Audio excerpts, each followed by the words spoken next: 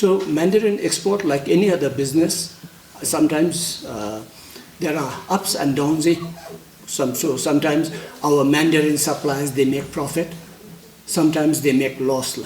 Okay? So for instance, 2024 was a fairly good year for Mandarin exports. As per Bhutan Trade Statistics 2024, Bhutan's Mandarin export reached 765 million in 2024 from 573 million in 2023. So there was an increase of almost about 200 million in 2024. Okay, compared to 2023. Similarly, in terms of quantity exported, in 2024, 19,445 metric ton of Mandarin was exported against 15,370 in 2023. Okay, so 2024 was a good year compared to 2023. But in 2025, and in fact, I saw it in today's Quinsel. Of course, the export season is still going on. It will go on till February. Okay, but based on the 2025 Bhutan Trade Statistics 𝐂𝐚𝐧𝐝, export has come down in 679 million in 2025 origin. Okay, and in terms of quantity, it has come down from almost 19,000 million in 2024 to 16,000 million in 2025. So there's a reduction of 3,000 metric ton in 2025. And as mentioned by you, this reduction in production was due to fruit high fruit drop.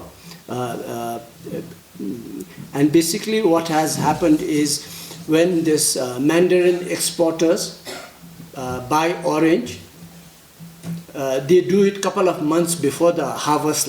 So at that time when they look at the trees are full of orange. And they pay, so depending on the fruiting, they pay. But this fruit drop happens just before harvest no? So that's when, and sometimes you are not able to say whether this will happen or not. So this is the risk. And from ministry's side and from our local government, Zongkhog Agriculture and 𝐒𝐫𝐽𝐽 Agriculture, a lot of initiatives have been implemented to prevent this fruit dropping. Okay, so things like chemical spraying, bait traps, and creating this awareness among the farmers. So one reason is this orchard management. Why? So if you normally when this fruit drops, what you are supposed to do is, as soon as the fruit drops, you are supposed to dig a pit and cover it so that the disease does not spread. But many of our farmers don't do that, and that's how the disease spreads. So in spite of some of the initiative, it has been difficult to control this disease. So unless if farmers adopt good orchard management practices, this is going to continue. Even so, every year we're going to have things. And then, of course, the other reason is also now climate change. Higher temperature, getting warmer. It's a good environment for flies to breed. And very recently, now we are also piloting now because of the seriousness of this disease. Just like we use mosquito nets to protect ourselves from mosquito, so this is being piloted in 4 eastern Zongkhog Lui, Tashigang, Mongar. So using this fly-proof net to protect the orange trees from things. But this is slightly expensive initiative in fact, just for 5 by 33 meter net, which covers about 4 or 5 fruit trees, it is going to cost us about 230,000 . But we are trying our best to think to see how we can address this fruit fly disease killer.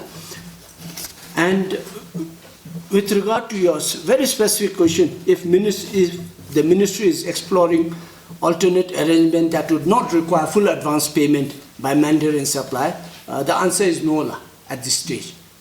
Okay, because now whether you need to pay 100% advance, 50% advance, these are purely a business transaction between buyers and sellers, and it also depends on what kind of risk are involving. So in here, I don't think there's much that the government or Ministry of Agriculture can do in terms of saying that farmers can't ask for 100% advance. Okay, so there's no mechanism that we are thinking, but what we would suggest from the government side, agriculture side is, now very recently, as I mentioned earlier also, now the National Crop and Livestock Insurance Scheme has been launched, and orange is one of the commodities covered under the scheme. And just as an information,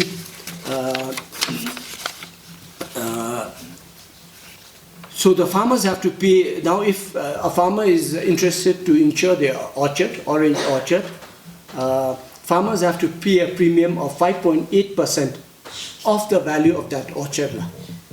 Okay, so if your orchard is valued, say 1 lakh, 1 lakh orchard, premium is 5.8%, which means basically in a year, farmer has to pay 5,800 to protect his 1 lakh worth of orchard.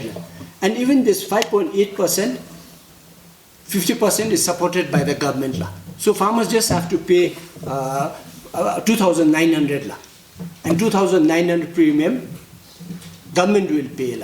So we see that this as a possible option to cover your risk. Now, of course, Totobe orchard, it is only farmers here. But what can be done is, now the Mandarin exporters and farmers can come to an agreement, because for the farmers the risk ends when they sell the orchard to exporters bedoor. No? So if nothing happens, then the real problem is happening after the exporters buy the orchard, and then just before harvest the fruit drops in the. So that part of the risk, even the premium, if the exporters pays instead of the farmers by orchard, if there is a fruit drop, then the losses will be covered by RSCB or BIL.